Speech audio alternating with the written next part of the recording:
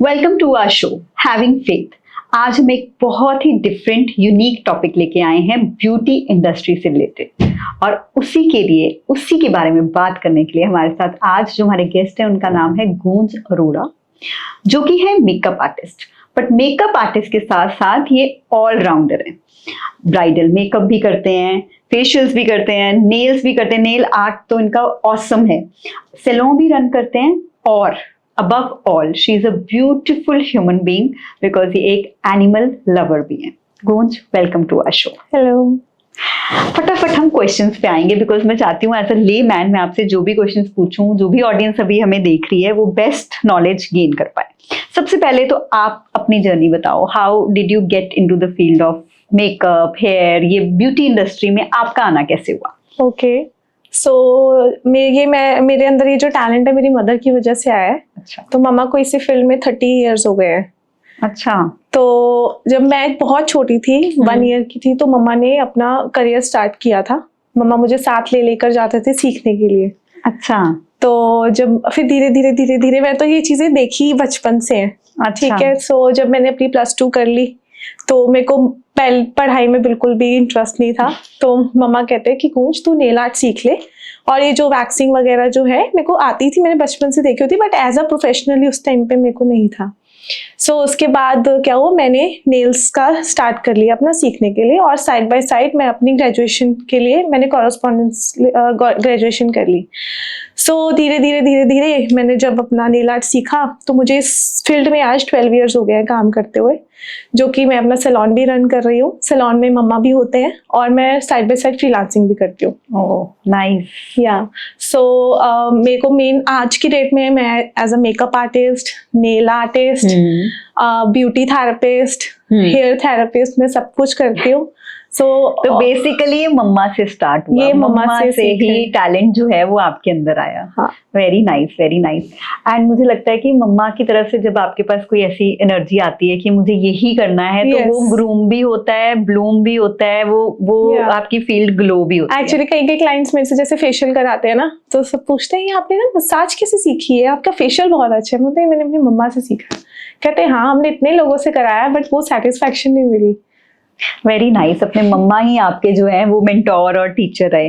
सो इसी के साथ मैं नेक्स्ट क्वेश्चन में आऊंगी। बहुत सारे लोग होंगे, इनफैक्ट मैं इसको जेंडर बेस नहीं करती, मेल फीमेल यंग एल्डरली, क्योंकि आजकल कोई भी किसी भी एज में अपना करियर या काम स्टार्ट कर सकता है। इतना तो हम सबको पता है कि ब्यूटी इंडस्ट्री में काफी पैसा है, ठीक है, मनी है, करियर अच्छा है, if you are good, if you are authentic, है ना, if you are true to your work. तो अगर कोई ये प्रोफेशन चूज करना चाहता है, मेकअप, हेयर, फॉर यही सोचें, अभी हम चलो नेल्स पे बाद में आते हैं, ब्राइडल्स पे बाद में आते हैं, अगर नॉर्मल बेसिक किसी ने यही शुरू करना हो तो आपको क्या लगता है, is it a good option आज की डेट में? और इसको आगे करने के लिए करियर अपॉर्चुनिटीज कैसे हो सकती हैं? ऑनलाइन होती हैं, ऑफलाइन होती हैं, लाइक हाउ? वेल, जैसे आज की डेट में आपको पता ही है, इतने पढ़े लिखे लोग भी अपनी फील्ड छोड़ के हमारी फील्ड में आ रहे हैं। ठीक है, सीए हो गए, डॉक्टर्स हो गए, वो एक इंटरेस्ट की भी बात होती है, एक मेन आ जाता है पैसा। पैसा देखो बहुत है हमारी उसमें इंडस्ट्री में, बट उसके पैसे के साथ साथ ट्रिपल हमारी मेहनत हो जाती है। पूरा दिन खड़े रहना, क्लाइंट के साथ जी करते रहना, क्लाइंट अगर आपको गलत भी बोल रहे हैं आपको हंजी में हंजी करते रहना, तो बहुत चीजें मैटर करती। पेशेंस तो बहुत ज्यादा है, जो कि एक बंदा सामने वाला ही जान सकता है जो उस काम को करता है, राइट। बट हाँ, आज की डेट में जहाँ मैं खड़ी हूँ, मैं बहुत अच्छा अर्न कर रही हूँ, बट मेरी मेहनत भी उससे ज्यादा है। कई लोगों को लगता है यार इतनी अच्छी लाइफ जी रही है। आज की डेट में मैं जो लेना चाहती हूँ, मेरा मन करता है मैं उसको ले सकती हूँ, मुझे सोचना नहीं पड़ता, बट उसके लिए मैं मेहनत भी बहुत करती हूँ। तो अगर किसी का इंटरेस्ट है आपको, अगर आप अपना 100% दे सकते हो इस फील्ड में, तो बहुत ही अच्छी इंडस्ट्री है। ठीक है, आपको बहुत बुरे लोग भी मिलते हैं, वो तो हर जगह हो सकते हैं, बट आपको अपने काम के लिए आप अगर अच्छे हो, लॉयल रहोगे, अच्छे से काम करोगे, तो बहुत ही अच्छी इंडस्ट्री है। आजकल तो इतने लोग आ चुके हैं कि ग्रो नहीं कर पा रहे। कई लोग क्या करते हैं, हमने कोर्स तो कर लिया बट हम ग्रो नहीं कर पा रहे। क्यों नहीं ग्रो कर पा रहे? आपने उसके लिए आगे मेहनत ही नहीं करी। आपने कोर्स कर लिया, वहां बैठ के जी। आज का कई पेरेंट्स क्या करते हैं कि बच्चों को कोर्स करा देते हैं, चलो जी अब बच्चों ने शौक के लिए कोर्स कर लिया, फिर बोलेंगे हमारे को ना ग्रोथ नहीं मिल रही। ग्रोथ कैसे नहीं मिलेगी, आप उसके लिए हार्ड वर्क ही नहीं कर रहे हो। You have to move, you have to do hard work. ये नहीं है कि आप सीख के बैठ गए, आपने सामान ले लिया और रख लिया एंड देन बिल्कुल बिल्कुल। अभी भी आज की 12 साल मुझे काम करते हो कि मैं अपना कोई सुबह से लेके रात तक, मेरे को ना सुबह पता होती है ना शाम पता होती है। आपके पास भी आई हूँ, मैं अपनी क्लाइंट अटेंड करके 7:30 घर से निकली, क्लाइंट अटेंड किया है, आपके पास फिर आई हूँ। सो काम के लिए आप लॉयल रहो, तो अगर आप काम के लिए लॉयल हो ना तो आपको पैसा तो अपने आप ही आएगा। एग्जैक्टली। सो बेसिकली इसमें करियर ग्रोथ तो है, बट आपको ये ध्यान में रखना है कि आपको हार्ड वर्क भी करना पड़ेगा। एंड आई एम श्योर आप भी क्लासेस देते हो। यस मैं नेल्स क्लासेस देती हूँ, मेकअप की क्लासेस देती हूँ। अभी मैं अभी सीजन अभी तो ऑन होने लगा है मेरा, सीजन के बाद जनवरी फेब में मैं फिर से अपना कोर्स लॉन्च करूंगी मेकअप के लिए। सो इफ यू वांट तो आप इनकी सारी डिटेल्स जो है वो डिस्क्रिप्शन में होंगी। And I think it's a good career opportunity. बहुत अगर अच्छा आप चाहो तो आप सीख के अपना फ्रीलांसिंग स्टार्ट कर सकते हो, and you can earn that extra income or your full time income also if you can work that hard. Thank you so much ये नॉलेज शेयर करने के लिए। अब मैं ना एक क्वेश्चन आपसे ये पूछूंगी, नेल्स, ये जो नेल आर्ट है, एक्रेलिक नेल्स हैं और ये आर्टिफिशियल नेल्स हैं, ये बहुत फैशन में है, बहुत अच्छे भी लगते हैं, ऑफ कोर्स हाथ बहुत अच्छे लगते हैं, एकदम आपका लुक चेंज हो जाता है हैंड्स का। बट कहीं ना कहीं अगर हम प्रैक्टिकल बात भी करें तो इससे नेल्स डैमेज भी होते हैं तो आर्टिफिशियली। तो व्हाट्स द वे कि आपको ट्रेंड में भी रहो और आप नेल्स भी आपके ठीक रहे, या तो बिल्कुल ना कराओ, या कराओ और फिर क्या करो, ब्रेक लो, manicure, what suggestion do you have? I agree कि आप जैसे कह रहे हो कि नेल्स खराब हो जाते हैं, but first of all nails तब खराब होते हैं जब कस्टमर मेरे पास आता है कि वो देखो मैंने ना नेल्स कराए थे और खराब हो गए। मैंने कहा अच्छा, मैं बोलती हूँ मैम आपने रिमूव कैसे किए थे? वो ना मैंने घर पे ना बस गर्म पानी में डिप करके ना ऐसे स्क्रैच करके निकाल दिया। तो ऑब्वियसली नेल्स तो डैमेज होंगे ही होंगे। आपको प्रॉपर तरीके से आपको रिमूवल कराना पड़ेगा। सेकेंडली क्या होता है, समटाइम्स आप प्रोडक्ट नहीं अच्छा यूज करते। मार्केट में आप देखोगे 500 में भी कोई एक्सटेंशंस कर रहा है, कोई 1500 में कर रहा है, कोई 2500 में कर रहा है, तो सबके अलग अलग प्राइजेस हैं। तो मेरे पास क्लाइंट आता है कि वहां पे तो 500 में हो रहा था, आप इतने क्यों चार्ज कर रहे हो? तो इट्स अबाउट प्रोडक्ट की क्वालिटी। अब आप बालों में अगर आप नॉर्मल शैम्पू यूज करोगे और अगर आप अच्छा शैम्पू यूज करोगे आपको डिफरेंस लगेगा, राइट? तो ऐसे ही सेम है, अगर मैं चीप प्रोडक्ट्स यूज करूंगी नेल्स के ऊपर वो डैमेज करेंगे, अच्छा प्रोडक्ट यूज होगा तो वो डैमेज नहीं होगा। रेगुलरली आप मेंटेनेंस के लिए क्यूटिकल ऑयल लगाओ, जो मैं बहुत जरूरी कहती हूँ कि क्यूटिकल ऑयल जरूरी है लगाना, ठीक है, जो आपकी रीग्रोथ अच्छे से करेगा नेल्स की। आई एग्री थोड़ा बहुत नेल डैमेज होता है क्योंकि हम लोग ऊपर से ही प्लेस कर देते हैं नेल्स को। ब्रेक ले लेनी चाहिए बीच में, ब्रेक ले लो। अब आप मानोगे जैसे सपोज आप जो आपने नेल्स रिमूवल करा लिया, आपने ऑन द स्पॉट मैनिक्योर करा लिया, विदिन 10 डेज आपका नेल रिपेयर हो जाएगा। ओके, अगर आपने उसको सिस्टम से प्रॉपरली प्रोसीजर के साथ रिमूवल कराया हो। इट्स सेम लाइक कि जैसे लोग अपने बालों को कलर कराते हैं, ठीक है, आपने कलर कराया है, एक टाइम पे वो अच्छा लगेगा, फिर वो खराब भी हो सकता है, आपको चॉप ऑफ करने पड़ेंगे बाल, आप थोड़ा ब्रेक लो और फिर करा लो। The same goes for nails also. चलो ठीक है, ये भी पता चल गया, आप ट्रेंड में भी रह सकते हो और साथ साथ अपना केयर भी कर सकते हो। अच्छा वो आप इतने सारे क्लाइंट्स को फेस करते होगे, कोई फनी क्लाइंट स्टोरी है जो बहुत फनी होगी, मतलब आपको लगेगी ये क्या हो गया? हाँ बहुत ज्यादा फनी है ये तो। मतलब मेरे को शर्म भी आ रही थी उस टाइम पर, मेरे को हंसी भी आ रही थी कि क्या हो गया मेरे साथ। सो 3-4 years बैक की बात है। तो मेरी करवा चौथ का सीजन था और बैक टू बैक मेरी अपॉइंटमेंट्स थी। तो सडनली क्या हुआ, मैं 18 सेक्टर में थी, किसी के क्लाइंट के नेल्स करने जाने थे। तो मेरी 2 क्लाइंट्स थी, उनका नाम भी सेम था और वो रहती भी 18 सेक्टर में थी। अच्छा। तो मैं क्लाइंट के घर पहुंच गई, बेल करके मैंने अंदर चली गई, उनके सर्वेंट ने गेट खोला और मैंने सेटअप लगा दिया। तो आई गूंज, मैंने तो आपको बुलाया ही नहीं था। मैं कहा अच्छा, मैं कहा अफसोस, मैं कहा आप ही ने तो बुलाया था। फिर ना मुझे दूसरी वाली क्लाइंट का कॉल आ गया, मैं तो आपका वेट कर रही हूँ, आप कहाँ रह गए?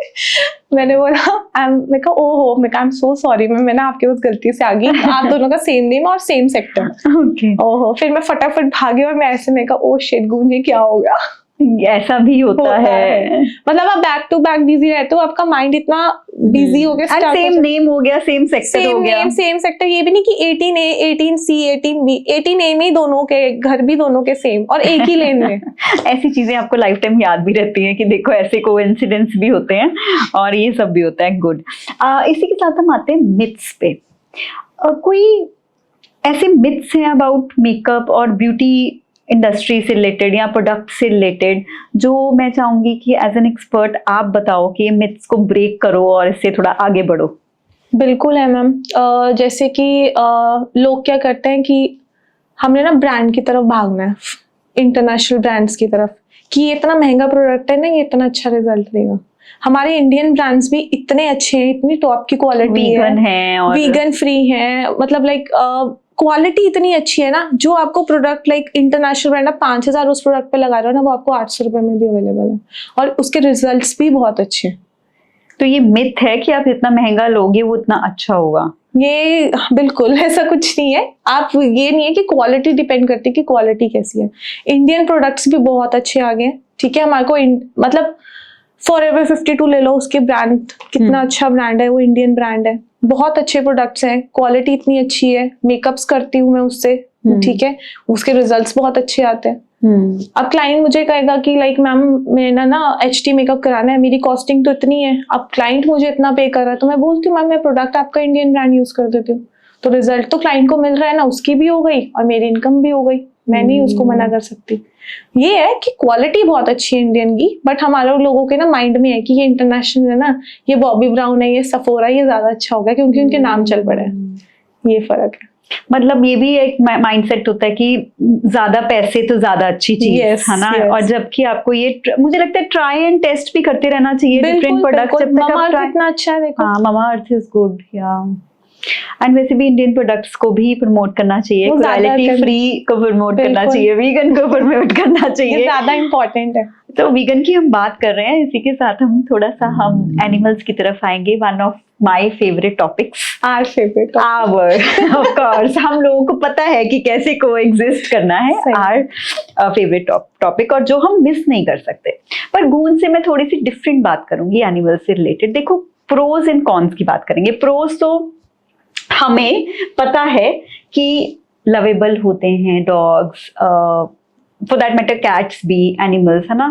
अगर हम अकेले डॉग की ही अभी बात करें, क्योंकि वही जो टॉपिक है काफी हाईलाइटेड भी रहा है, लवेबल होते हैं, लॉयल होते हैं, मैंस बेस्ट फ्रेंड है, हमारे सनातन धर्म में भी कहा गया है इनको खाना दो, है ना, और इनको प्यार दो और प्यार लो, ठीक है। बट ये तो हो गए सारे प्रोज, है ना, जो हमें अच्छा लगता है सुनने में। अब हम बात करते हैं कॉन्स की। क्या क्या प्रॉब्लम्स आती हैं as an animal lover, as a feeder, ठीक है, जो मैं चाहूंगी कि आप ऑडियंस को बताओ। मैम इतने तो प्रॉन्स नहीं है जितने कॉन्स हैं। इतना बुरा हाल है ना लोगों का, मैं बता नहीं सकती। मैं फीडिंग करती हूँ, लोगों को प्रॉब्लम है कि अपनी पॉकेट से ही मैं फीड कर रही हूँ, अपनी पॉकेट से ही मैं उनकी स्टरलाइजेशन करा रही हूँ, वैक्सीनेशन में अपनी पॉकेट से करा रही हूँ, गवर्नमेंट का कुछ नहीं है, तब भी लोगों को प्रॉब्लम है कि आप ये क्यों कर रहे हो। मैं सुबह शाम दोनों टाइम फीडिंग करके आती हूँ, मैंने जल्दी भी निकलना है, मैं 1 घंटा पहले उठ के उनको सारी फीडिंग करूंगी, सब करूंगी, और लोगों को मैं फीड कर रही हूँ, उनको अच्छा खाना मिल रहा है। लोगों का प्रॉब्लम पता है क्या है, या तो बाउल तोड़ कर चले जाएंगे, ठीक है, या तो ऐसा कूड़ा गंदा कूड़ा डालकर जाएंगे खाने के लिए, भिंडी और वो करेले, भिंडी तो छोड़ो, मूंगफली के अंदर वो जो चटनी नहीं होती, मीठी चटनी, वो डॉग भेलपुरी नहीं खाते, समझो, ये हम फीडर्स की तरफ से है, ये सब नहीं खाते। मैं तो अभी भी कहती हूँ, अगर आप उनको नहीं खिला सकते हो अच्छा खाना, आप उनको गंदा खाना भी मत डालो, आप अपना जितना कूड़ा डस्टबिन में डाल दो। आप मानोगे नहीं, मैंने वहां पे इतने 2 पोस्टर्स लगाए हुए थे कि प्लीज यहाँ पे अपना गार्बेज मत फेंका करो खाने का, आप अपने वहां पे फेंको। उन्होंने, किसी ने, कोई आया उसने वो भी फाड़ दिया। मतलब इतनी हेट्रेड हो जाती है। अभी जो भी ऑडियंस हमें देख रही होगी, हो सकता है कि हम एनिमल लवर्स हैं, डॉग लवर्स हैं, तो हमारा पर्सपेक्टिव ये है। ऐसे बड़े लोग हो सकते हैं जो बहुत न्यूट्रल हों कि हमें कोई फर्क नहीं पड़ता ये क्या बात करें, और ऐसे भी कुछ लोग होंगे जो बोलेंगे नहीं, हमें कोई डॉग्स इतने पसंद नहीं है, ये पता नहीं क्या बात कर रहे हैं। हो सकता है, जैसे 5 उंगलियां बराबर नहीं, लोग बराबर नहीं। बट आप ये सोचो कि एक इंसान, ठीक है, ये स्टरलाइजेशन, वैक्सीनेशन जो भी आपने बोला कि आपने खुद कराई, ये इनकी ड्यूटी नहीं है, ये सरकार की ड्यूटी है कि उनको पिक करना। And you live in Kharar, right? Kharar is not very far of from Chandigarh, ठीक है। तो ये ड्यूटी बनती है सरकार की, ऑर्गेनाइजेशंस की, कि उनको उठाएं, उनको स्टरलाइज कराएं वैक्सीन, पर वो खुद अपने लेवल पे वो भी करा रहे हैं। उसमें मनी भी लगता है, उसमें पिकअप्स भी लगते हैं, उनमें वापस उनको बुलाना, उनकी केयर भी लगती है, उसके बाद उनकी फीडिंग जो अलग से खाना बनता है उनके लिए स्पेशली। मतलब ये सब में करने के बाद भी एक इंसान टॉर्चर सहता है। टॉर्चर सहता है, बोलते इतना ही शौक है कुत्तों को तो अपने घर पे ले जाओ। मैम रिलोकेशन इतनी हो गई है, मैंने आपने को पता ही है, मैंने जो दूसरी डॉग अभी करी है स्टेला, उसको 10-15 दिन की बच्ची थी, उसको किसी ने रिलोकेट कर दिया। अपनी माँ से 15 दिन का बच्चा कितना होता है आपको? तो ये कर्म कितना गलत। बट देखो जिसने करा उसने कर्म कर लिया, बट वो उसकी लाइफ उसने बना दी जिसने छोड़ा, क्योंकि आपने मैंने अडॉप्ट कर लिया। अगर मैं उसको अडॉप्ट ना करती तो मेरे को कितनी प्रॉब्लम्स फेस कर रही हूँ कि मैं पूरा दिन काम पर होती हूँ, मेरे फादर घर पे होते हैं, मैं उसको डे बोर्डिंग छोड़ के आती हूँ, रोज वो डे केयर जाती है, रात को मैं उसको पिक करती हूँ, तो मुझे ऐसा लगता है कि मैं सिंगल मदर हूँ।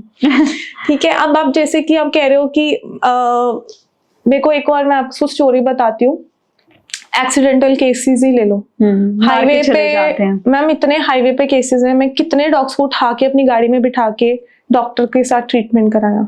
ठीक है, एसपीसी छोड़ के आई, बट एसपी अब जैसे लोग कह रहे हैं कि अभी जो पीछे अभी जो दिल्ली का चल रहा था कि कुत्तों को उठा के वहां छोड़ाओ वहां छोड़ाओ, इनको बोलो आप एक बार ना एसपीसी आके देख लो कि क्या हालत है, कि आप शेल्टर में लोग बच्चों को रखोगे कितनी इन्फेक्शन होती है, वो बच्चे इन्फेक्शन से ही मर जाएंगे। और हम लोगों के लिए कितना गलत है कि डिस्टेम्पर के बहुत केसेस, डिस्टेम्पर क्या मानोगे, 5 डॉग्स थे मेरे, सबको इसी फरवरी जैन फेब में सर्दियों में ये डिस्टेम्पर फैलता है, तो उनको डिस्टेम्पर हो गया। मैं अपने पॉकेट से रोज उनको डॉक्टर के पास लेकर जाती थी, ट्रीटमेंट कराया। जब डॉक्टर ने बोला कि मैम ये कुछ नहीं हो सकता, इसका इलाज ही नहीं है, फिर मुझे उनको एसपीसी एडमिट कराना पड़ा। विद इन 2 days वो मर गए।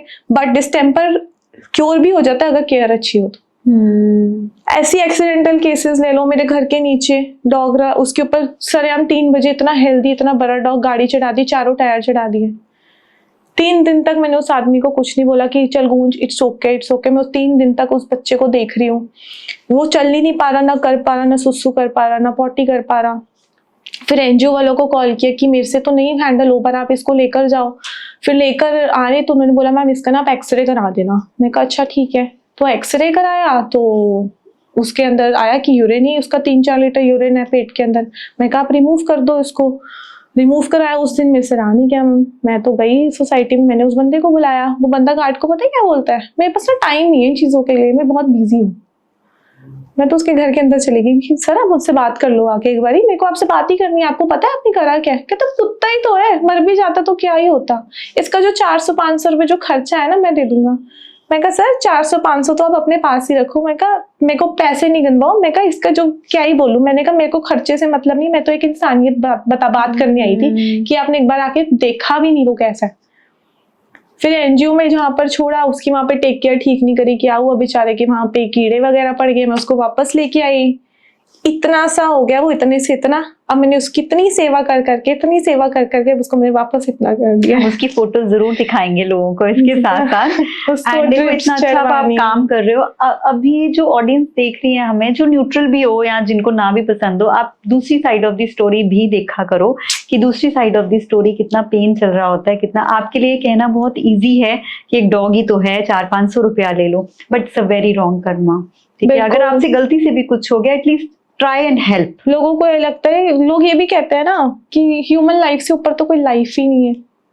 ये तो इनको नहीं पता कि ह्यूमन लाइफ तो, हमें नहीं पता कि जानवरों की लाइफ हमने लेके रखी है, डॉग लाइफ हम लोग लेकर बैठे हुए हैं। लोगों को ये नहीं पता, ये नहीं पता। काल भैरव, ओम नमः शिवाय। पंडित कहेगा काले कुत्ते को ना आपका ये ग्रह शनि मारा हुआ पड़ा है तो जाके ना काले कुत्ते को खाना खिला दो। और ये जो अभी आपने बात बोली ह्यूमन लाइफ फर्स्ट, इसमें वैसे मैं अपनी तरफ से ऐड कर रही हूँ कि स्पिरिचुअली अगर मैं वैसे बात करूं, कार्मिकली बात करूं, ये जिसने भी आपको बोला XYZ, ये इतनी गलत स्टेटमेंट आप अपने वर्ड से बोल देते हो, आप अपना एक कर्मा क्रिएट करते हो। वर्ड में आया मतलब आपकी फीलिंग में है। ह्यूमन लाइफ फर्स्ट है, बाकी सब जाओ जहां मर्जी, गो टू हेल जिसको बोलते हैं।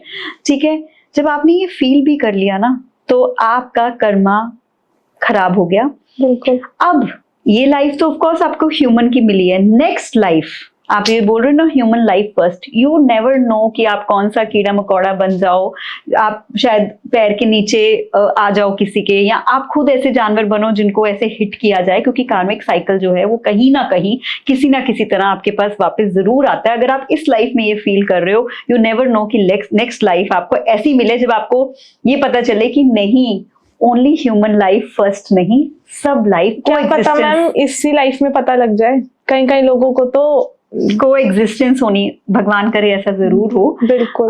इसी के साथ एनिमल्स वाला टॉपिक थोड़ा सा हमारे लिए भी टची हो जाता है, being like minded, but we really want कि राइट इन्फॉर्मेशन जो है वो लोगों के पास जरूर जाए। एंड ज्यादातर मैं इसमें एक चीज और कहना चाहूंगी, क्योंकि बहुत सारे लोगों के दिमाग में ये चल रहा होगा कि रेबीज की तो बात ही नहीं कर रहे। मैं बोलने लगी थी कि मेरे को भी बात करनी है। हाँ, कि रेबीज की बात ही नहीं कर रही है। तो पहली बात तो समझ नहीं आती कौन से लोग हैं जिनको कुत्ते काट जाते हैं, हमें क्यों नहीं कोई कुत्ता काटता? क्योंकि उनको वो टेक्निक ही नहीं आती है उनको प्यार करने की शायद। चलो ठीक है, आपको कुत्ता काट गया तो रेबीज कैसे फैलती है? रेबीज ऐसे फैलती है ना कि आप वैक्सीनेशन पूरी नहीं लगवा रही है, वैक्सीनेशन नहीं लगवा रहे, हीरोपंती दिखा रहे हो, हमारे को तो कुछ हो नहीं सकता, तो ही रेबीज देसी टोटके कर लेते हो तो तभी रेबीज हो रही है। तो उसका तो क्यूरिंग बनाया हुआ है ना सरकार ने, गवर्नमेंट ने, डॉक्टर्स ने, कि इसको आप इंजेक्शन लगवाओ, 4-5 डोजेस लो अपनी, तो आप सॉर्टेड है, नहीं होगा आपको रेबीज।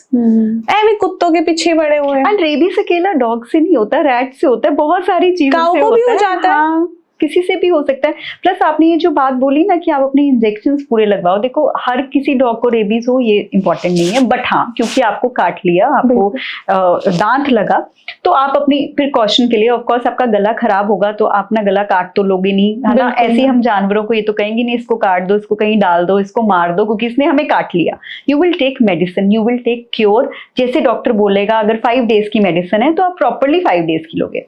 ये जो आपने बात बोली ना कि वैक्सीन प्रॉपर लगवाओ, ये इतनी इंपॉर्टेंट लाइन है। क्यों? क्योंकि मैं कल स्टडी पढ़ रही थी, 70% ऑफ पीपल बिकॉज ऑफ अनएडुकेटेडनेस या नॉलेज नहीं है या इंजेक्शन का डर है, आई डोंट नो, अगर वैक्सीन लगती हैं प्रॉपर, सपोज 5 वैक्सीन, आपको 5 इंजेक्शन लगने हैं डॉग काटने के बाद, तो वो 5 का पूरा कोर्स ही पूरा नहीं करते। राइट। वो फर्स्ट सेकंड लगवाते हैं, थर्ड छोड़ देते हैं, फोर्थ छोड़ देते हैं, ये सोच के हम तो ठीक हैं। तो फिर वो रेबीज एक्टिव दिखाया जाता है बॉडी में, तो बोलते हैं डॉग की वजह से हो गया। आपकी अनगहली नहीं दिखाई जाती। बिल्कुल मैम, बिल्कुल। सो ये बात बहुत अच्छी है कि प्रॉपर ट्रीटमेंट लो। लाइक मेरे को तो मेरे घर वालों का भी कोई स्क्रैच लग जाता है या किसी मेरी फ्रेंड के डॉग का लग जाता है तो मैं रेबीज का इंजेक्शन लगवा लेती हूँ। सिंपल, क्यों रिस्क लेना? सिंपल। बेशक वो वैक्सीनेटेड है नहीं है, स्टिल आप अपनी प्रिकॉशन तो आपके हाथ में ही है ना। सो वही ना, एक ये बना हुआ है कि भी सब कुछ दूसरे पे थ्रो कर दो, खुद पे कुछ ना आए। कमिंग टू ये टॉपिक क्यों रेबीज का जरूरी था, बिकॉज बहुत सारे लोगों के मन में ये भी चल रहा होगा। कमिंग बैक टू, हम मेकअप पे आते हैं, आपके 8 पे आते हैं। इंसान तो आप हो ही प्यारे। टिप्स कोई आप देना चाहोगे? अगेन मैं जेंडर बेस नहीं करूंगी, कोई यंग है, कोई ओल्ड है, कोई फीमेल है, कोई मेल है, कोई भी, कोई ऐसी स्किन से रिलेटेड टिप जो उनके लिए बेनिफिशियल हो। बिल्कुल मैम, ये बिल्कुल नॉर्मल है, बच्चे से लेके अंकल आंटी बूढ़े दादा दादी सबके लिए होगा कि लाइक आप सीटीएम प्रॉपर करो, फेस का क्लेंजर, टोनिंग एंड मॉइस्चराइजिंग, दिन में एसपीएफ जरूर लगा के निकलो बाहर, बिकॉज बहुत ज्यादा यूवी रेज आजकल बहुत स्ट्रॉन्ग है, एकदम से हीट से ब्लैकनेस हो जाती है, फेस पे टैन हो जाता है, सनबर्न हो जाता है। सेकेंडली, रात को भी फेस वॉश जरूर करके सो, जैसे कि लोग नहीं करते, फिर बोलते हैं हमारे ब्लैक हेड व्हाइट हेड्स बहुत ज्यादा हो गए हैं। तो सारा पूरा दिन का डर्ट आप फेस पे लेके बैठोगे तो टैनिंग ही होगी, डर्ट से ब्लैक हेड व्हाइट हेड्स ही होंगे। और जैसे लोग कहते हैं कि एंटी एजिंग के लिए हम लोग क्या कर सकते हैं, जो यंगस्टर्स हैं स्पेशली अभी के लिए, जो 25 के एज के ऑनवर्ड्स हैं, उनको फेशियल स्टार्ट करा लेना चाहिए अकॉर्डिंग टू स्किन। फिर बोलते हैं, यही लोग बोलते हैं आने वाले टाइम में कि गुंज हमारे ना रिंकल्स बहुत ज्यादा हो गए, हम क्या करें। तो इसको ये है कि आप इसको डिले करने के लिए आप फेशियल्स राइट टाइम पे स्टार्ट करो, तो आपका ये क्या आपके डिले होना शुरू हो जाएगा। ओके। और फेशियल से कोई आपको हार्म नहीं है, आपकी स्किन के मसल्स रिलैक्स होते हैं, बट ब्लड सर्कुलेट प्रॉपर होता है, इंटरनली आपकी स्किन क्लियर होती है। आजकल तो होम सर्विसेज अवेलेबल है, आप घर पे बुलाओ और करवाओ अपने कंफर्ट जोन में। मैं भी करती हूँ। तो इसीलिए मुझे तो पता है, बिकॉज मैं सर्विसेज मुझसे लेती हूँ, ये भी बता देते हैं ऑडियंस को, and she is really really good. तो इसीलिए मुझे लगता है कि जब आपको इतना कंफर्ट मिल रहा है तो then you should definitely take care. Thank you Goonj so much, इतनी अच्छी अच्छी बातें करने के लिए, इतने अच्छे से स्किन मेकअप से रिलेटेड तो ज्ञान देने के लिए भी, बट एनिमल से रिलेटेड भी हमने अच्छी अच्छी बातें करी. Thank you so much for coming to our show. And हम कोशिश करेंगे कि आगे हम नेक्स्ट जब कभी एपिसोड करें तो बिल्कुल एक कुछ different topic related to makeup हम लेके आए. ऑडियंस भी हमें बता सकती है कमेंट में कि आप और क्या गूंज से जानना चाहते हो. सो हम उसके अकॉर्डिंग वैसे ही क्वेश्चंस पुट अप करेंगे. थैंक यू गूंज फॉर कमिंग. तो इसी के साथ अगले एपिसोड में मिलेंगे. Keep having faith in divine, in power, in all the positive things. Bye bye.